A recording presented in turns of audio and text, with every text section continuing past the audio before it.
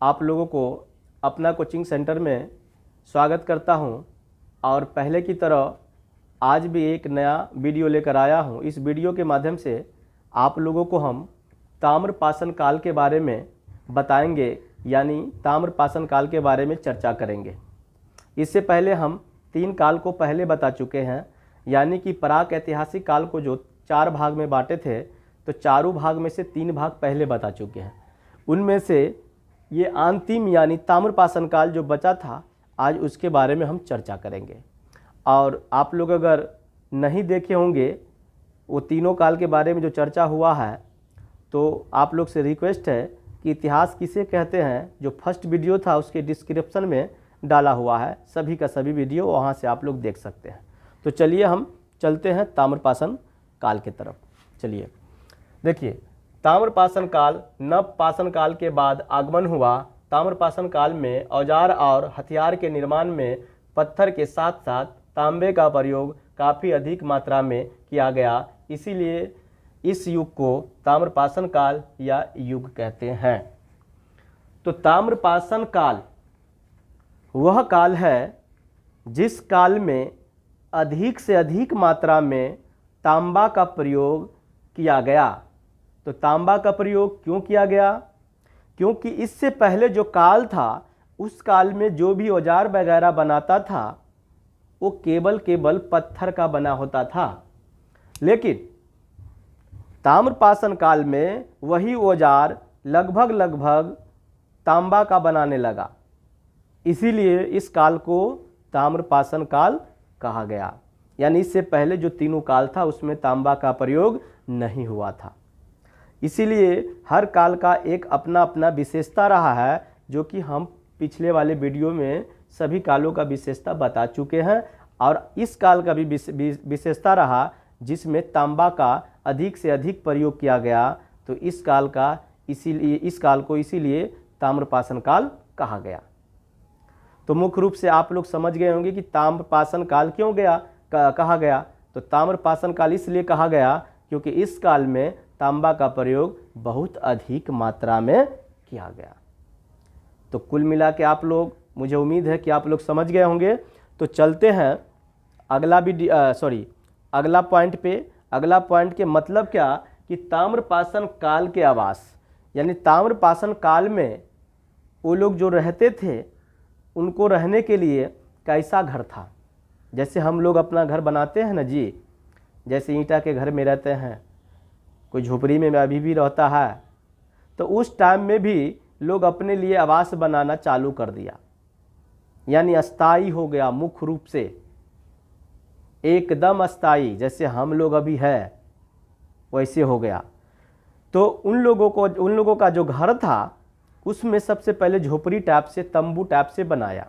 जैसे अभी आता है वो खाना बदोश लोग देखते हैं, आदिवासी के तरह गांव घर में देखते होइएगा, आता है 4 दिन 10 दिन रहा, लेके यहाँ से गया, फिर दूसरे जगह रहा, तीसरे जगह रहा। वैसा था पहले मध्यपाषाण काल में, पुरापाषाण काल में ये व्यवस्था सब था। लेकिन ताम्रपाषाण काल में जो व्यवस्था है वो फिक्स हो गया, यानी एक जगह पे रह के अपना एक समाज बना लिया, एक समुदाय बना लिया, जैसे हम लोग रहते हैं। तो उसी प्रकार से वो लोग क्या कि सबसे पहले जो घर बनाया झोपड़ी टाइप का, यानी तंबू टाइप का घर बनाया, और उसके बाद जो घर बनाया ईंट का, यानी कच्ची ईंट का, यहाँ जो लिखा है मिट्टी का मकान बनाया सबसे पहले, और उसके बाद वही मिट्टी को यानी ईंट के रूप में परिवर्तन किया और ईंट का भी मकान अच्छे ढंग से बनाया। तो कुल मिला के मकान लगभग सही रहा होगा, क्योंकि आज के ज़माने में भी कच्ची ईंट का मकान है, बहुत अच्छा मकान है।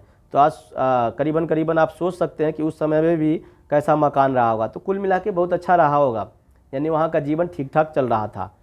तो आवास स्थान आप समझ गए कि झोपड़ी का था, मिट्टी का था, फिर से उसी मिट्टी को कच्ची ईंट में परिवर्तन किया, उसका बना लिया। तो आवास स्थान इस प्रकार से वहाँ का रहा। चलिए अब चलते हैं पूजा पाठ। उस काल में पूजा पाठ भी लोग क्या करते थे, देवी का पूजा करते थे, पीपल के पेड़ के पूजा करते थे, सांड के धार्मिक प्रतीक माना गया, यानी कि उसका भी पूजा करते थे। और आज के यानी वर्तमान युग में भी हम सांड को धार्मिक प्रतीक मानते हैं। कहा जाता है कि भगवान शंकर जी के सवारी हैं, क्या करीबन करीबन सब जानता होगा। तो अभी रही बात, अब ये पीपल की जो बात कीजिएगा कि पीपल की पूजा उस टाइम में होता था, अभी भी पीपल का पूजा हो रहा है, उन्हीं लोग का देन है, हम लोग आज उनको कर रहे हैं। यानी कि उन लोगों से कुछ ना कुछ सीखने को मिलते रहा है और हमेशा मिलते रहेगा। और आज जो हम लोग कर रहे हैं तो आने वाली पीढ़ी को भी सीखने को मिलेगा, तभी तो विकास हो रहा है। यानी कर्मबद्ध तरीके से विकास होते आ रहा है और आने वाली पीढ़ी और ज़्यादा विकास कर लेगा। हम लोग जितना विकास नहीं किए उससे ज़्यादा करेगा। तो इसी तरीक़ा से सीख सीख के विकास होगा। तो आप लोग समझ गए हैं कि पूजा पाठ जो है उस समय में करता था, वहाँ के लोग पूजा पाठ में दिलचस्पी रखता था, क्योंकि वहाँ से जो साक्ष्य मिला है, साक्ष्य के रूप में देवी के पूजा, सांड की धार्मिक प्रतीक, पीपल की पूजा करने का जो प्रतीक मिला है, साक्ष्य मिला है, उस साक्ष्य के माध्यम से पता चल रहा है, अब पता चलता है कि ताम्रपाषाण काल में पूजा पाठ लोग किया करते थे। अब चलिए आगे पॉइंट पे, ताम्रपाषाण काल के फसल। तो ताम्रपाषाण काल में लगभग दलहन, चावल और गेहूं प्रत्येक प्रकार के यानी हर प्रकार के फसल होने लगा, जिसमें से आप देख सकते हैं कि गेहूं, चावल, बाजरा, मसूर, उड़द और मूंग इत्यादि प्रकार के फसल वहाँ होने लगा, जिसमें से गेहूं की रोटी, चावल तो चावल समझिए रहे, चावल यानी भात, बाजरा के मतलब रोटी, और मसूर के दाल, उड़द के दाल और मूंग के दाल, यानी चावल भी हो गया, रोटी भी हो गया, दाल भी हो गया। आराम से उनका जीवन ठीक ठाक चल रहा है। यानी कि फसल मुख्य रूप से वो लोग डेवलप कर चुके थे, पूरा का पूरा विकास कर चुके थे। अब चलिए अगला पॉइंट में कि ताम्रपाषाण काल के पालतू जानवर। यानी ताम्रपाषाण काल में जानवर भी वो लोग पाल रखे थे, जिससे दूध वगैरह, उनके गोबर से जलावन, मांस इत्यादि मिल जाया करते थे। इसीलिए वो लोग आराम से उतना डिपेंड शिकार पर नहीं, शिकारी करके नहीं, बल्कि कृषि कार्य पर और उसके बाद पशुपालन पर डिपेंड रहा, यानी निर्भर रहा। तो आप देख सकते हैं कि भेड़ से वो लोग शिकार करके मांस खाता था, लेकिन यहाँ भेड़ को पालने से मांस भी मिल जाता है और दूध भी। बकरी, यहाँ भी वही था, पहले जाओ शिकार करो, मार के लाओ, उसके बाद खाओ मांस, लेकिन यहाँ ऐसा नहीं था। पाल रहा है, मन हुआ तो मांस खा लिया, उसका दूध भी मिल जाता था उपयोग करने के लिए। बहुत अच्छा विटामिन होता है बकरी के दूध में, गांव भर में बहुत विटामिन, जितना बकरी के दूध में होता है उतना कोई दूध में नहीं होता है, ध्यान रखिएगा। उसके बाद आइए गाय। गाय से क्या होता था, दूध भी मिलता था, और गोबर से क्या बोलता था, वो चिपरी गोईठा आम भाषा में बना लिया, उसे जलावन के रूप में उसका उपयोग किया। भैंस का भी वही काम। और सूअर से भी मांस मिल जाता था, सूअर से भी मांस मिल जाता था, दूध भी मिल जाता था। और ऊँट जो है सामान लाने ले जाने के लिए काम करता था, दूध भी मिल जाता था। यानी कुल मिला के ताम्रपाषाण काल में लगभग हर कुछ मिल रहा है। फिर से आगे चलते और क्या मिल रहा है। ताम्रपाषाण काल की कला, ताम्रपाषाण काल की कला, कोई भी चीज़ बना लेना ही कला कहलाता है। यानी कभी नहीं है उस चीज़ को हम बना लिए तो कला कहलाया। यानी ताम्रपाषाण काल के पहले की बात कीजिएगा, नवपाषाण काल में तो कपड़ा पहन रहा था थोड़ा बहुत, लेकिन उससे पहले वाले मध्यपाषाण काल और पूरा पाषाण काल में कपड़ा नहीं पहना करता था, लोग नंगे फंगे रहता था ऐसे ही। लेकिन नवपाषाण और ताम्रपाषाण, नवपाषाण से भी अधिक महत्वपूर्ण ताम्रपाषाण काल रहा, क्योंकि इस काल में लोग कपड़ा पहनना सीख गया। क्योंकि कपड़ा पहनना क्यों नहीं सीखेगा, क्योंकि वो तो बुनना तो सीख गया, और जब बुनना सीख गया तो भाई कपड़ा तो पहनेगा ही, वही हो गया। तो ये लोग है जो वस्त्र बनाना सीख गया, पत्थरों की मूर्ति बनाना सीख गया, पत्थरों की मोती, छोटा छोटा मोती जो है पत्थरों के घिस घिस के बना लिया, हाथी के दांत से कई प्रकार के चीज़ वस्तुएं बना लिया, इत्यादि सारा चीज़ जो है वो लोग निर्माण करने लगा। यानी आविष्कार कर लिया, बना लिया, जो चीज़ बना लिया वो आविष्कार हो गया। तो इत्यादि सारा चीज़ बना लिया। अब आइए अगला पॉइंट पे कि ताम्रपाषाण काल का समय। ताम्रपाषाण काल कब से कब तक रहा, तो देख सकते हैं कि 2000 ईसा पूर्व से 1000 ईसा पूर्व तक माना गया। वैसे तो ये काल निश्चित नहीं कहा जाएगा, क्यों नहीं कहा जाएगा मेरे हिसाब से, क्योंकि जितने भी इतिहासकार रहे हैं सभी का कुछ अलग अलग मत रहा है, कोई थोड़ा बहुत इधर उधर करके बताया है। यानी कि जितने भी इतिहासकार रहे ना, सबका अपना अपना मत है, अपने मत के अनुसार से बताया कि भाई इतने से इतने कालों तक रहा, उतने से इतने कालों तक रहा। तो ये जरूरी नहीं कि जो काल हम यहाँ पर लिखे वही फिक्स है, क्योंकि काल जो है हमेशा जो है जितने भी इतिहासकार रहे हैं लगभग अपने सिस्टम से बताए हैं, और उसका नाम भी है। तो खैर यहाँ पर हम नाम नहीं दिए हैं, इस काल को हम बता दिए हैं, क्योंकि जब हम हड़प्पा सभ्यता को पढ़ाएंगे डिटेल्स में तो वहाँ सब कुछ बताएंगे। तो चलिए, तो ताम्रपाषाण काल का समय 2000 ईसा पूर्व से 1000 ईसा पूर्व तक रहा। अब आते हैं कि ताम्रपाषाण काल की बस्तियाँ। तो ताम्रपाषाण काल की बस्तियाँ में देख सकते हैं आहार और गिलुंद, उदयपुर यानी राजसमंद, यानी दोनों जो है अभी वर्तमान में राजस्थान में पाया जाता है। ये पश्चिमी महाराष्ट्र का बात की, जोखे, नेवासा, सोनगांव, दैमाबाद, इनाम गांव। और सबसे बड़ा महत्वपूर्ण अगर बात कीजिएगा तो ताम्रपाषाण काल का जो शहर था, सबसे बड़ा शहर इनाम गांव था। इनाम गांव सबसे बड़ा शहर था, सबसे बड़ा शहर, उससे बड़ा शहर कोई नहीं था। तो ताम्रपाषाण काल में शहर के बारे में जानिएगा कि सबसे बड़ा शहर कौन था, तो इनाम गांव था। यानी ताम्रपाषाण काल में जान गए कि पशुपालन में क्या कौन कौन पशु पालता था, ये भी जान गए। ताम्रपाषाण काल में फसल क्या क्या उगता था, आप वो भी जान गए।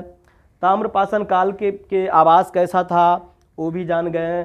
ताम्रपाषाण काल में पूजा पाठ करते थे लोग, क्या क्या चीज़ के पूजा पाठ लगभग करते थे, वो भी जान गए। और ताम्रपाषाण काल क्या है वो भी जान गए।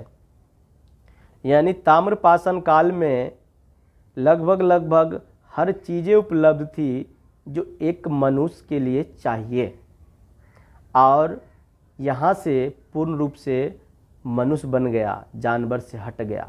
नहीं तो उससे पहले पूरा पाषाण काल में सेम जिस प्रकार से जानवर उस प्रकार से मनुष्य था, वो भी मांस खाता था, वो भी मांस खाता था। लेकिन यहाँ आके एक मनुष्य के रूप में परिवर्तन 100% हो गया।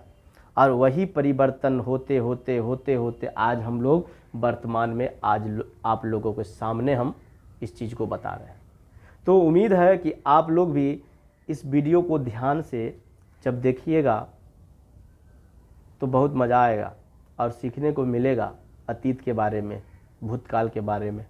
हम लोग भूतकाल से ही तो करते आ रहे हैं वर्तमान में, यानी भूतकाल से लेकर वर्तमान में आते हैं और उसके बारे में रखते हैं और सीखते हैं कुछ ना कुछ।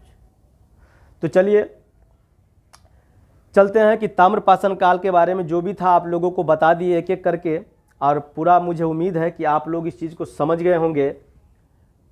और आगे जो वीडियो बनाए हैं इससे पहले वाले, वो शुरू में ही बताए थे और अभी बता रहे हैं कि इतिहास किसे कहते हैं। फर्स्ट वीडियो के नीचे डिस्क्रिप्शन में डाल दिया गया है, आप लोग वहाँ से एक एक करके सभी वीडियो देख सकते हैं।